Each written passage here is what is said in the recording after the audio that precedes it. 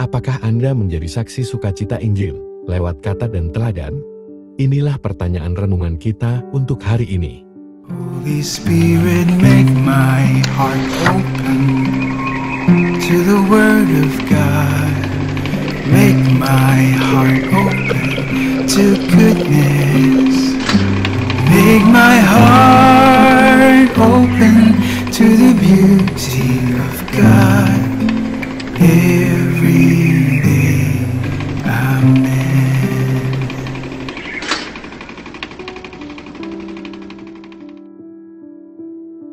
Antiokhia adalah salah satu komunitas Kristen paling awal, yang awalnya diinjili oleh Santo Paulus dan Barnabas. Yang uskup pertamanya adalah Santo Petrus. Di Antiokhia murid-murid itu untuk pertama kalinya disebut Kristen. Santo Lukas Sang Penginjil, yang perayaannya kita rayakan hari ini, kemungkinan besar lahir, dibesarkan, dan menemukan iman di kota Antiokhia. Santo Lukas Sang Penginjil adalah salah satu dari 4 penginjil, dan penulis Injil Santo Lukas dan Kisah Para Rasul.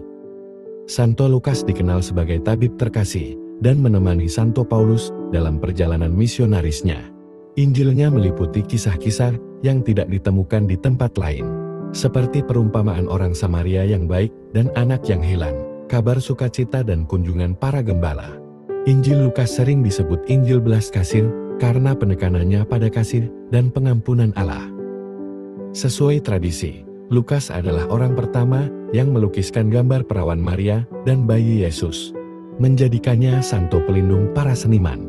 Magnificat Maria, kabar sukacita, dan persembahan di Bait Suci menunjukkan bahwa Santo Lukas mendapat pengetahuan yang mendalam tentang peristiwa-peristiwa ini dari Bunda Maria, atau mendapat kesempatan istimewa untuk menerima kisah mendetail tentang mereka dari sumber lain.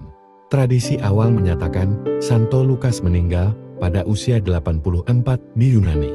Tuhan menggunakan orang yang cerdas dan berpendidikan baik ini ketika Roh Kudus menginspirasinya untuk menulis kisah yang menyeluruh, definitif, dan teratur tentang tindakan penyelamatan Allah dalam pribadi Yesus Kristus dan gereja mula-mula. Santo Lukas membuat tulisan tersebut, namun Roh Kudus membimbing penanya, menggunakan pengalaman manusia dan bakat Santo Lukas sebagai instrumen. Dalam bacaan Injil hari ini Tuhan Yesus menunjuk 72 murid yang Ia kirim mendahuluinya secara berpasangan ke setiap kota dan tempat yang hendak Ia kunjungi. Katanya kepada mereka, tuaian memang banyak, tetapi pekerja sedikit. Karena itu mintalah kepada Tuhan yang mempunyai tuaian, supaya Ia mengirimkan pekerja-pekerja untuk tuaian itu.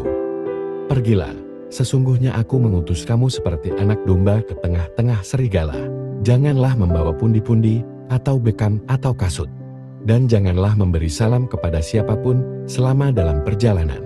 Kalau kamu memasuki suatu rumah, katakanlah lebih dahulu, damai sejahtera bagi rumah ini.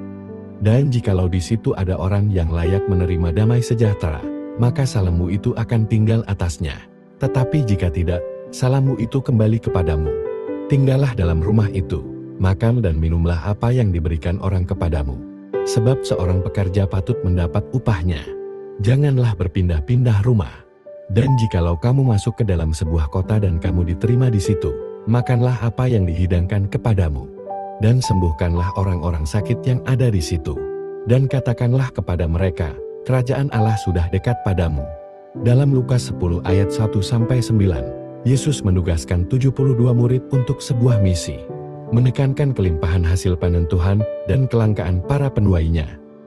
Injil memanggil kita untuk berdoa memohon panggilan, percaya pada ketentuan dan kuasa Tuhan daripada pada kekayaan materi, untuk menjalani hidup yang kesederhanaan dan bergantung pada Tuhan, dan maju sebagai saksi kedamaian dan kehadiran kerajaan Allah, bahkan dalam menghadapi pertentangan. Para murid harus membawa kedamaian Allah ke setiap rumah yang mereka masuki, dan untuk menyatakan bahwa kerajaan Allah sudah dekat, menyebarkan pesan perdamaian dan keadilan ini. Di dunia yang penuh dengan gangguan, kita membutuhkan kepekaan rohani untuk mendengar panggilan Allah pada pekerjaan ini. Ketika kita memenuhi kehendak Tuhan, kita mengalami sukacita Tuhan, yang menguatkan kita untuk menjadi saksi kebenaran dan kasih-Nya kepada orang lain. Uskup Robert Barron mengatakan bahwa dalam Lukas 10 ayat 1-9 menunjukkan kita apa yang Yesus ingin para pengikutnya lakukan dan bagaimana mereka harus melakukannya. Kita adalah misionaris gereja. Kita dikirim Tuhan untuk menyebarkan firman-Nya dan untuk melakukan pekerjaannya. Kemiskinan dan kesederhanaan hidup adalah syarat untuk mewartakan Injil secara efektif. Cara paling efektif untuk mewartakan Injil, seperti Santo Fransiskus dari Assisi dan Santo Dominikus, adalah mereka yang mengandalkan penyelenggaraan Tuhan dan melepaskan diri dari keduniawian. Tugas besar gereja dan komunitas CFC kami adalah mengumumkan dan mewartakan Injil, bahwa kerajaan Allah sudah dekat. Marilah kita berdoa. Dalam nama Bapa dan Putra dan Roh Kudus. Amin.